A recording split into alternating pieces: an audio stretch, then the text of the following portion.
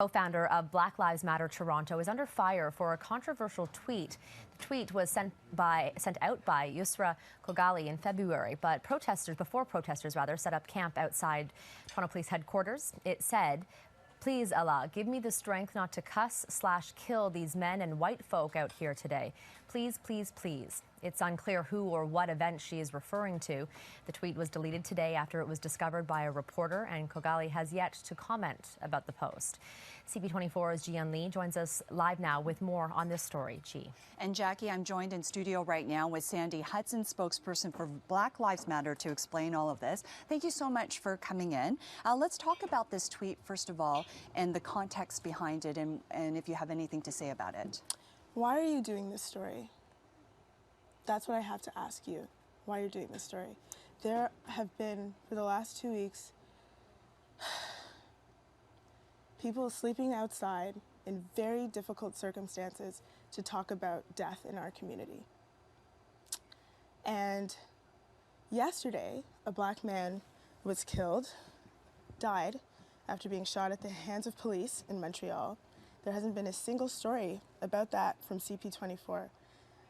The Premier has committed to doing something, reviewing the SIU, and instead of focusing on that today, focus on this from a man who has made homophobic tweets in the past, a man who has made Islamophobic tweets in the past, anti-women tweets in the past, has effectively managed to manipulate folks to switch the story. I won't comment on it. So you don't want to comment on this tweet by Yusra Khogali? It would be besmirching the memory of Andrew Loku, of Jermaine Carby, and the people who have died in our community. You have to understand, for us, these are people who have been traumatized by death. I understand in their community. And in that trauma have been affected so deeply that they've decided to stay outside for 2 weeks and re-experience that trauma over and over and over again. And so in order to bring attention to that... And then for the media to focus on manipulation by this man, rather than focusing on what is in the public interest, which is the fact that police officers, people who are supposed to keep us safe, have been targeting our community, and that black folks are the target of anti-black racism and police brutality at the hands of the police more than anyone else, is troubling to me. For months and months, we have tried to get the media's attention on this issue. It took us months and months and months to get the kind of coverage that we did receive in the last 2 weeks. Right. And we thank you for doing that coverage, we do. But so we're giving you this opportunity here, Sandy. For people to have switched this is about death in our community. So we're not here to talk about Jerry Agar and his coverage. We're here to talk about Black Lives Matter Toronto and this member, this co-founder of the organization. And this tweet, I'm just going to read the tweet. There's nothing more of me saying anything to it. Can you put it into context then? There are people who have died in our community. Death in our community. This is a person that's part of your organization, though, and this tweet was sent out publicly. In our community, there's been not a single story. So you don't want to address the context of this tweet whatsoever? Not a single story on Jean-Pierre Bonny, who was killed by police in Montreal. Not a single story. Well, we are a local station here, and we have been covering your movements, and we have been giving you the platform to speak about Black Lives Matter. So let's talk about the organization and what you stand for. You do cover national news. And this is a co-founder of the organization. We just want to ask, can you explain the context of the tweet or your reaction to that? I just want you to explain to me why you're doing this story and why you think it's in the public interest. I'm merely asking questions. Given that there has been so much death and violence in our community at the hands of police, and the people who need to be held accountable for that, Kathleen Wynne, Mayor Tory, have not gotten nearly as much attention as what has happened today because of a tweet that was meant to delegitimize us by a man who consistently... But he didn't write the tweet. Yusra Khogali wrote the tweet. Who consistently does this type of stuff. He mined it. But Jerry didn't write this tweet. Yusra Khogali wrote the tweet. And so why won't you address that? It's not even contemporary. Your organization has said that there is systemic racism. Your organization absolutely systemic racism. Has so if we want to talk about Mike McCormack's so let's talk about this. That would be an interest that's in the public interest. If you come in here to have a conversation, then let's have that conversation. For sure. Your organization has talked about systemic racism, and yet this tweet by a co-founder of your organization, do you not think that at some point some people might translate that as just adding to the problem? Now let me talk about what systemic racism is. Systemic racism is when you have a policy or the way that an institution is set up unfairly discriminates or oppresses a certain group. So for example, when we talk about education, the way that the education system is set up, often we don't see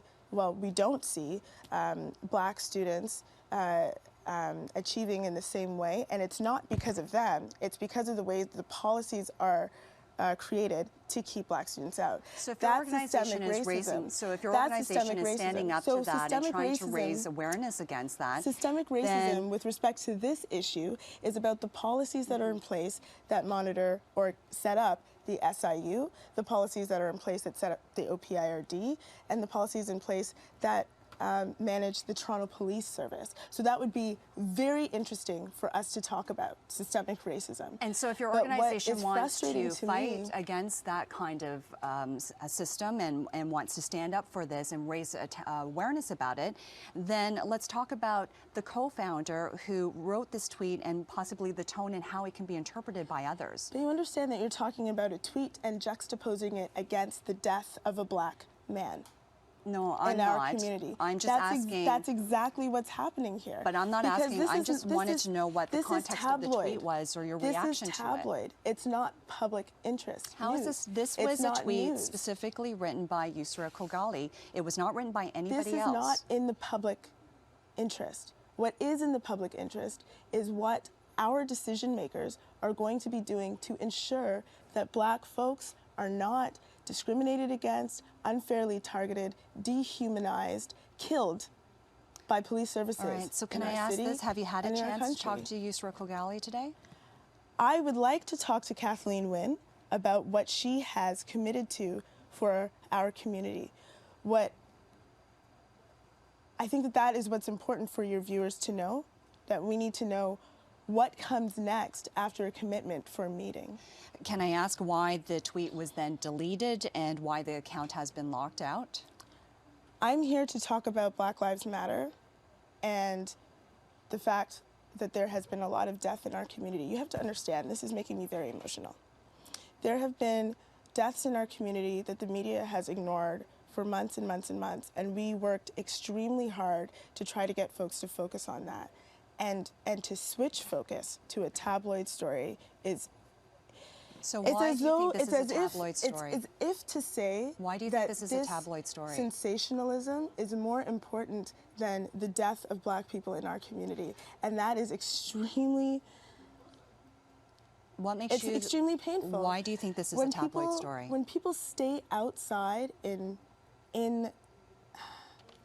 very difficult weather for 2 weeks in order to try to get any attention and are only granted something at the end of 2 weeks, I can't tell you how re-traumatizing it is over and over and over again to have to deal with these things in our community. And I think that it's very important for your viewers to be hearing about what our decision makers are going to do about that. And I do believe they have been hearing that throughout your protests. Have they? Did you folks talk about... But you haven't answered any of the questions regarding this tonight. Did you talk about when Mayor Tory said that he hadn't even read the SIU report? But you haven't answered any of the questions, Sandy. So Mayor Tory is there anything you'd like to say regarding Yusra Khogali and this tweet that has a lot of people talking tonight? What I wish to say is that it's extremely troubling that this would be something that folks are focusing on when there has been black death in our community. I'm not sure why there hasn't been a story on Jean-Pierre Bonny. I don't know why that hasn't happened. So rather than focus on the lack of media coverage for certain stories, why not answer some of these questions? They're very simple questions. What's the context behind this tweet then? What I am Have you had a answering- chance to talk to Yusra Khogali about this tweet? What I came here to talk to you about was the fact that it is very irresponsible to be switching the story to one that I'm not switching the story. That is desperately attempting to delegitimize the work that thousands of people put together in the last 2 weeks. So then what are That's your what it's thoughts about. when a co-founder of your organization that you stand for writes something along the lines of, please Allah, give me strength to not kill these men and white folks out here today? I'm not going to besmirch the memory of Andrew Loku, of Jermaine Carby, and of tons of other people in our community by giving credence to this non-issue. All right, Sandy Hudson, we thank you so much for joining us today.